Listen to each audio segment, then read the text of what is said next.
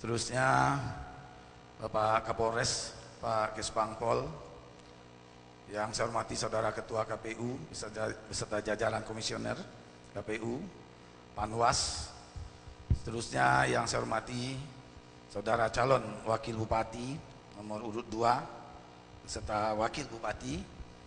Seterusnya yang saya cintai dan yang saya banggakan, para pendukung, simpatisan Haji Bini Utama dan Dani Lubis nomor urut 1, baik yang ada di dalam maupun yang ada di luar. Baik, kita akan langsung saja. Visi dan misi ini kita susun berdasarkan program kerja 2016-2020 yang merupakan tentu kelanjutan dari visi misi yang telah dituangkan dalam RPJMD 2010-2015. Ya, berdasarkan capaian indikator kinerja dari hasil penilaian baik pemerintah pusat dan pemerintah provinsi, di mana kita daerah Kabupaten Pasaman telah berada pada jalur yang benar, on the right tracks. Adapun yang menjadi visi kita adalah mewujudkan masyarakat Kabupaten Pasaman yang maju, sejahtera dan bermartabat dengan 7 misi. Yang pertama, memantapkan tata kehidupan masyarakat yang agamis dan berbudaya, meningkatkan kualitas daya saing sumber daya manusia, dan seterusnya. Terakhir, ketujuh adalah meningkatkan kehidupan masyarakat yang harmonis, bermartabat dengan prinsip keadilan dan kebersamaan. Seterusnya, adapun yang menjadi bahan debat kita pada hari ini adalah pembangunan bidang politik, hukum, tata kelola pemerintahan dan agama. Bidang politik terdiri dari pengembangan wawasan kebangsaan melalui kegiatan peningkatan toleransi, kerukunan dan dalam kehidupan beragama, memantapkan wawasan kebangsaan melalui penyuluhan wawasan kebangsaan, pemantapan pendidikan politik masyarakat melalui kegiatan pemberdayaan partai politik, LSM dan Orsosmas yang ada. Kemudian program bidang hukum. Bidang hukum terdiri dari peningkatan kapasitas lembaga perwakilan rakyat dalam pembahasan dan pengesahan peraturan daerah, penataan peraturan perundangan melalui kegiatan penyusunan produk hukum daerah, pelayanan bantuan hukum, dan penyuluhan hukum. Seterusnya peningkatan sistem pelaksanaan, pengawasan internal. Seterusnya kita bagaimana meningkatkan tenaga pemeriksa dan aparatur pengawasan melalui pelatihan pengembangan tenaga pemeriksa dan aparatur pengawasan. Kemudian dalam ketiga, program tata kelola pemerintahan. Tata kelola pemerintahan kita mulai dari peningkatan terciptanya birokrasi. Sasaran kita adalah birokrasi yang efektif, efisien, di mana program ini dapat dilaksanakan melalui kebijakan umum. Dalam mencapai sasaran ini diharapkan terwujudnya pemerintahan yang partisipatif, demokratis, dan transparan dengan mengedepankan aspek moral, kejujuran, akuntabilitas, dan transparansi. Kedua, melakukan pola rekrutmen aparatur pemerintah yang handal, berpengetahuan di bidangnya, punya integritas untuk membangun daerah. Kemudian peningkatan kompetensi kinerja aparatur. Kita melakukan lelang jabatan dalam penempatan aparatur sipil negara, jabatan di pemerintah daerah termasuk badan usaha milik negara, sehingga jabatan tersebut akan ditempati oleh orang-orang yang memiliki kompetensi. Seterusnya penerapan penghargaan, reward dan punishment. Kemudian peningkatan pelayanan yang prima dapat dilaksanakan melalui peningkatan transparansi dengan seluruh SKPD harus membuat SOP. Kemudian meningkatkan eselonering pada kantor perizinan terpadu yang selama ini eselon 3 menjadi eselon 2, sehingga seluruh perizinan dan non perizinan dikelola oleh SKPD dimaksud. Seterusnya program bidang agama. Bapak Ibu sekalian yang kami hormati, hari ini kita masyarakat Pasaman berbangga, bersyukur kepada Allah SWT, di mana kabupaten kita, Kabupaten Pasaman, dalam mengikuti MTQ di Kota Sawalunto menduduki peringkat 3 untuk Sumatera Barat. Alhamdulillah, bersyukur kita kepada Allah SWT. Kemudian bidang agama, sesuai dengan amanat Undang-Undang 23 2014, di mana pemerintah daerah pada fase 10 ayat 1 bahwa urusan agama sebenarnya adalah merupakan pemerintahan absolut pemerintah pusat. Namun demikian, untuk mendukung program bidang agama, kita juga ikut berpartisipasi dalam bidang agama dalam upaya memaksimalkan pembangunan bidang keagamaan. Di sini menyangkut peningkatan pelayanan kegiatan keagamaan masyarakat, kemudian peningkatan kerukunan hidup umat seagama dan umat beragama di masyarakat, pemantapan kesolehan sosial beserta kelembagaannya melalui pemberdayaan lembaga PASDA dalam optimalisasi pengumpulan zakat, infak, sedekah, dan sumbangan lainnya. Demikian uraian singkat dari visi, misi, strategi, dan program pembangunan di bidang politik, hukum, tata kelola pemerintahan, agama untuk periode 5 tahun ke depan, 2016-2020. Demikian, terima kasih. Wassalamualaikum warahmatullahi wabarakatuh. Ya, waktu masih ada 41 detik, akan dimanfaatkan, Pak. Cukup katanya. Ya, cukup. Baik Bapak Ibu, kita akan dengarkan visi misi dari pasangan calon kedua. Saya persilakan kepada Bapak Yusuf Lubis dan Bapak Atos untuk menyampaikan visi dan misi. 7 menit dari sekarang. Ya Allah, berikan keselamatan bagi saudara-saudara partisipasi kita yang datang jauh yang ada di luar ini. Bismillahirrahmanirrahim. Assalamualaikum warahmatullahi wabarakatuh. Saudara Forum Komunikasi Pimpinan Daerah yang saya hormati, Saudara Komisioner KPUD Kabupaten Pasaman, Saudara Beni Utama dan Daniel, wabil khusus yang terhormat Dr. Aidil Netra yang menjadi moderator pada debat publik kali ini. Yang saya banggakan dan cintai, rekan-rekan dari partai pengusung dan pendukung, serta relawan Yusuf Lubis Atos Pratama. Hadirin hadirat sekalian, pasangan Yusuf Lubis Atos Pratama hadir dalam pemilihan kepala daerah dengan visi terwujudnya masyarakat Kabupaten Pasaman yang sejahtera, agamais, dan berbudaya.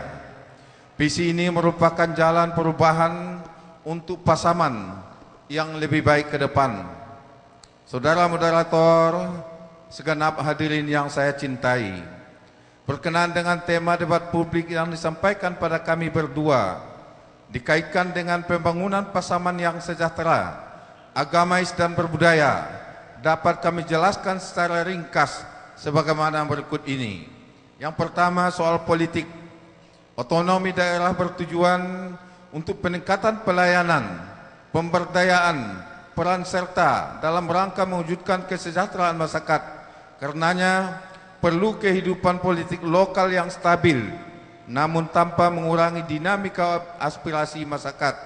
Kemajemukan Pasaman, ketimbangan pembangunan akan dapat menjadi problema politik lokal.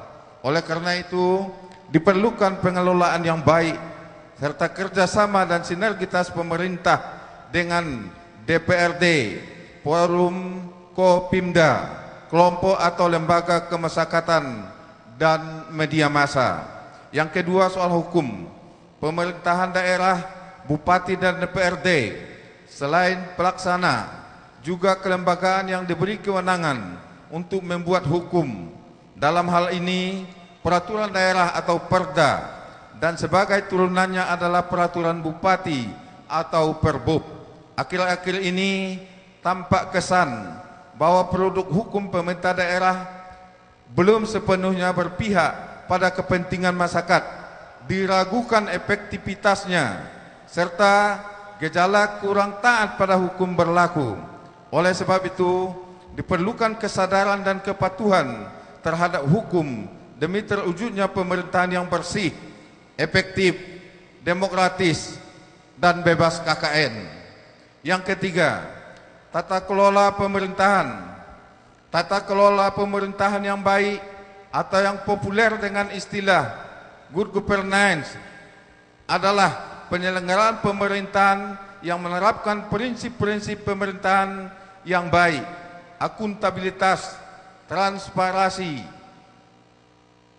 keterbukaan penegakan hukum, profesionalisme, partisipatif, desentralisasi yang bersih atau clean governance, bebas dari praktek korupsi, kolusi, dan nepotisme, serta perbuatan tercela lainnya.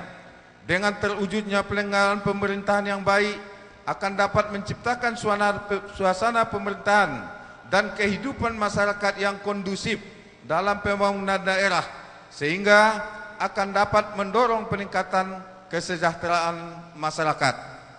Agama, bumi Pasaman sebagai bagian dari alam Minangkabau memiliki falsafah adik basandi sarak, sarak basandi kitabullah. Untuk itu, Islam adalah pokok dalam hidup dan kehidupan masyarakat dan pemerintahan, serta menjadi rahmatan lil alamin, anugerah bagi alam semesta, penghuninya tanpa kecuali, sehingga terjadi kerukunan umat beragama. Namun dewasa ini terlihat gejala kekurangan tingkat kehidupan peragamaan di Kabupaten Pasaman. Sebagai contoh, menurunnya prestasi kapilah kita di MTQ, maraknya penyakit masyarakat, redupnya siar kegiatan keagamaan. Berkenaan dengan itu, harus dilakukan upaya peningkatan kualitas kehidupan beragama, keteladanan dan pimpinan yang menunjukkan manusia yang bertakwa dan berakhlakul karimah. Dalam hal ini, kerjasama dan sinergitas dengan kantor Kementerian Agama Kabupaten Pasaman merupakan keharusan untuk keberhasilannya. Saudara moderator, hadirin sekalian yang saya banggakan, upaya-upaya di atas kami maksudkan dalam rangka meningkatkan pelayanan pemerintahan, peningkatan kesejahteraan masyarakat, sehingga jelas seiring sejalan dengan kebijaksanaan nasional yang tertuang dalam agenda prioritas RPJMN nasional atau yang lebih dikenal dengan Nawacita, terutama pada agenda-agenda menghadirkan negara untuk melindungi segenap bangsa, membangun tata kelola pemerintahan yang bersih, efektif, demokratis, dan terpercaya, reformasi sistem dan penegakan hukum yang bebas korupsi, bermartabat dan terpercaya, meningkatkan kualitas hidup manusia dan masyarakat, melakukan revolusi karakter bangsa, serta memperteguhkan kebinekaan dan memperkuat restorasi sosial. Saudara moderator, saudara-saudara, Forum Komunikasi Pimpinan Daerah, saudara-saudara Komisioner KPU, saudara Beni Utama dan Daniel, serta segenap hadirin. Akhirnya, tibalah kami di akhir paparan ini dengan ucapan maaf seandainya terdapat kilap dan salah dalam penyampaian. Wabillahi taufiq wal hidayah. Wassalamualaikum warahmatullahi wabarakatuh. Ya, tepat sekali waktunya, Pak. Kita beri aplaus dulu Bapak-Bapak Ibu-Ibu untuk kedua pasangan calon kita.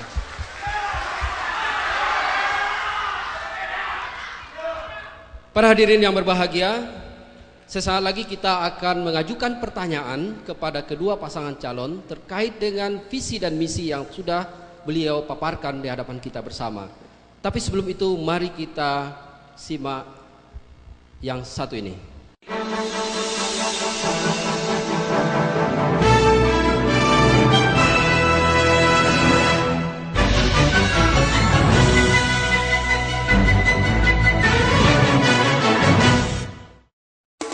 Ketentuan surat suara sah dan tidak sah. Surat suara sah jika hasil coblos ada pada kolom nomor pasangan calon. Hasil coblos ada pada kolom foto pasangan calon. Hasil coblos ada pada kolom nama pasangan calon. Hasil coblos keluar dari kotak segi 4, tetapi masih bisa dipahami hasil coblosan untuk pasangan calon yang mana. ada 2 atau lebih hasil coblos tetapi masih pada satu pasangan calon.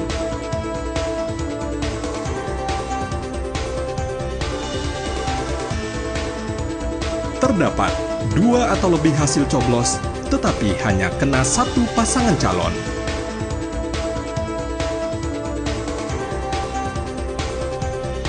Sedangkan surat suara tidak sah jika lebih dari satu pasangan calon, maka suara tidak sah. Hasil coblos ada di luar kotak nomor atau foto atau nama, maka suara tidak sah. Hasil coblos ada di luar kotak dan tidak bisa dipahami hasil coblos untuk pasangan yang mana, maka suara tidak sah. Dalam surat suara terdapat coretan atau gambar atau tulisan lain selain tulisan identitas TPS yang diisikan ketua KPPS, maka suara tidak sah. Tidak ada hasil coblos sama sekali, maka suara tidak sah. Ini dipersembahkan oleh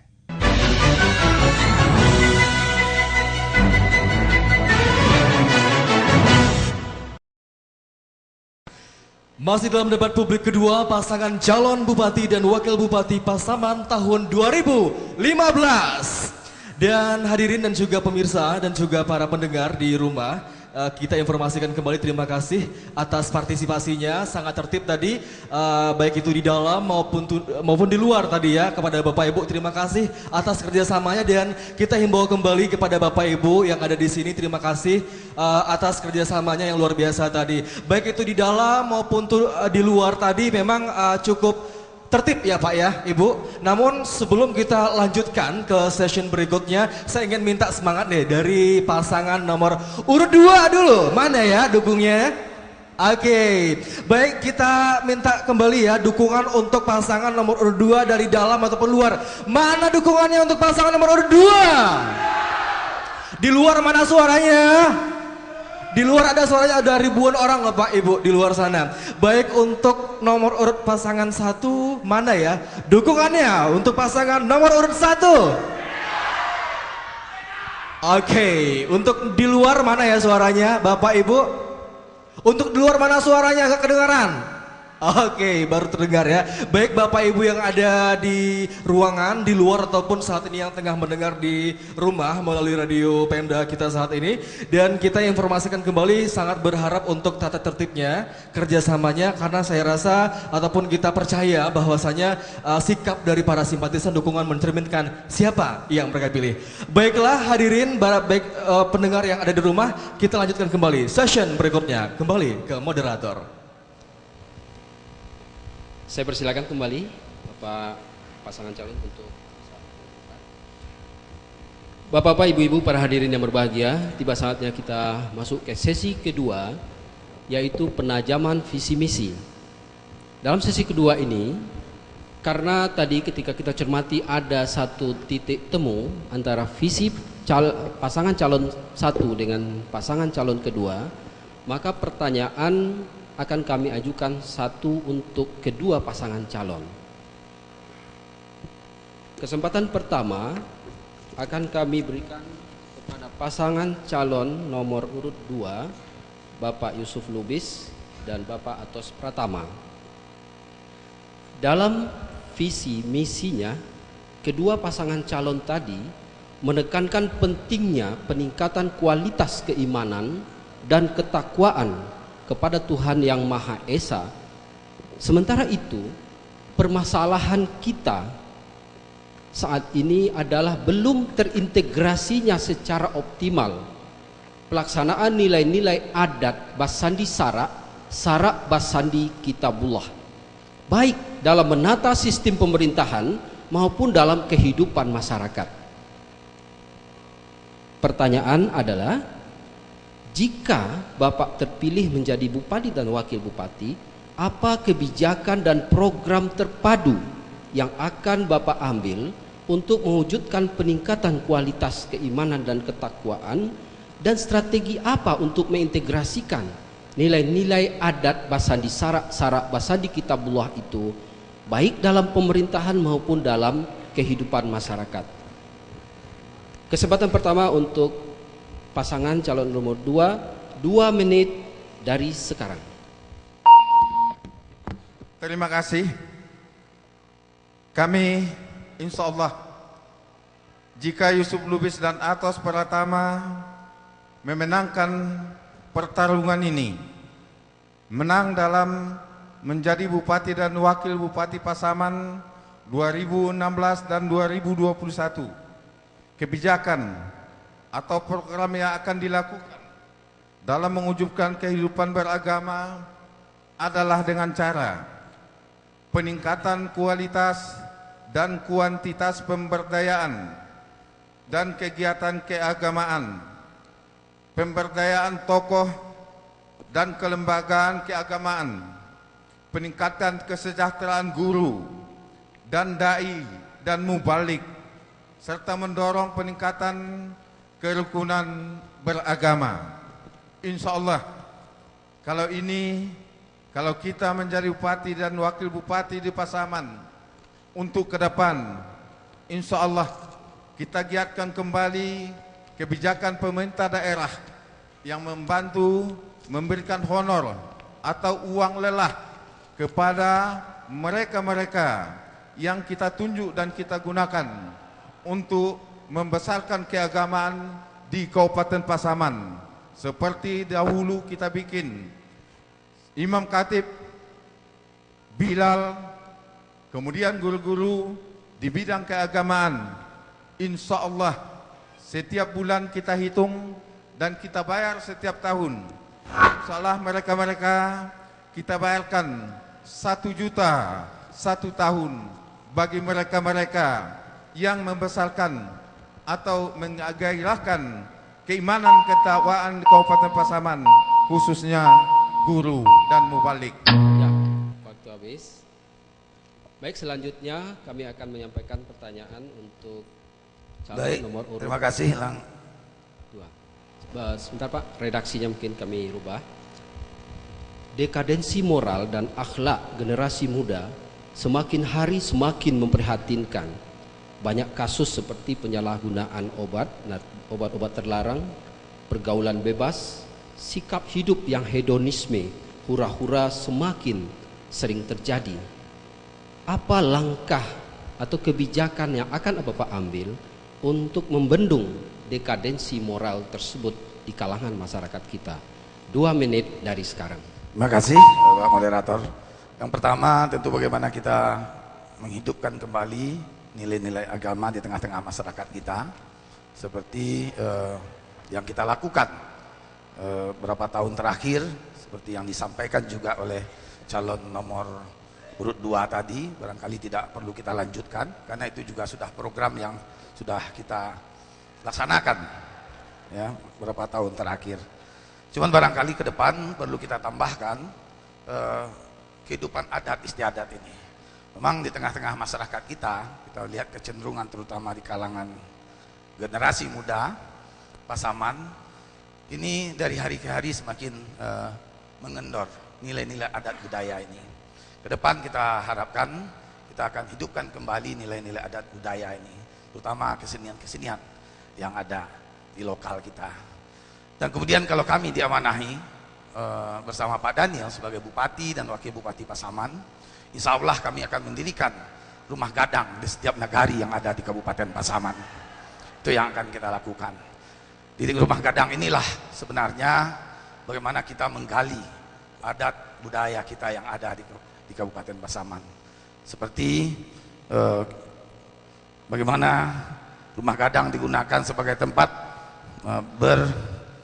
mempelajari adat istiadat, mempelajari budaya, dan melalui rumah gadang ini juga akan lahir ulama-ulama yang akan menjadi motor penggerak keagamaan yang ada di nagari-nagari. Seterusnya kami yakin dengan kita mendirikan rumah gadang di setiap nagari yang ada di Kabupaten Pasaman, nilai-nilai budaya, adat Basandi Sarak Basandi Kitabullah ini akan semakin kokoh di ranah Minang tercinta ini. di Kabupaten Pasaman yang kita cintai ini. Terima kasih. Assalamualaikum warahmatullahi wabarakatuh. Ya, terima kasih Pak. Bapak Ibu hadirin yang berbahagia, mari kita beri penghargaan kepada dua pasangan calon kita. Baiklah, pada sesi berikut kita juga akan melanjutkan dengan sesi ketiga. Tapi sebelum itu mari kita lihat jeda iklan berikut.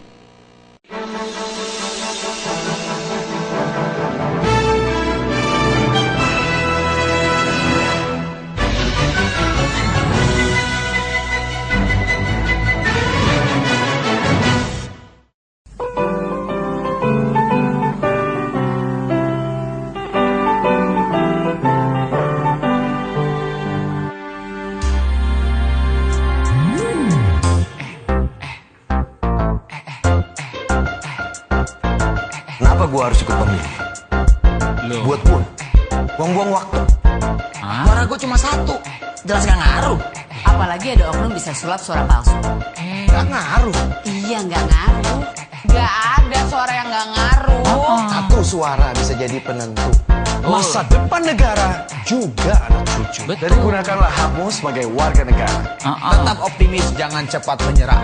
Pelajarilah dan bersiaplah. Pilihanmu. Pilihanku menentukan sejarah. Hanya kita yang bisa sukses.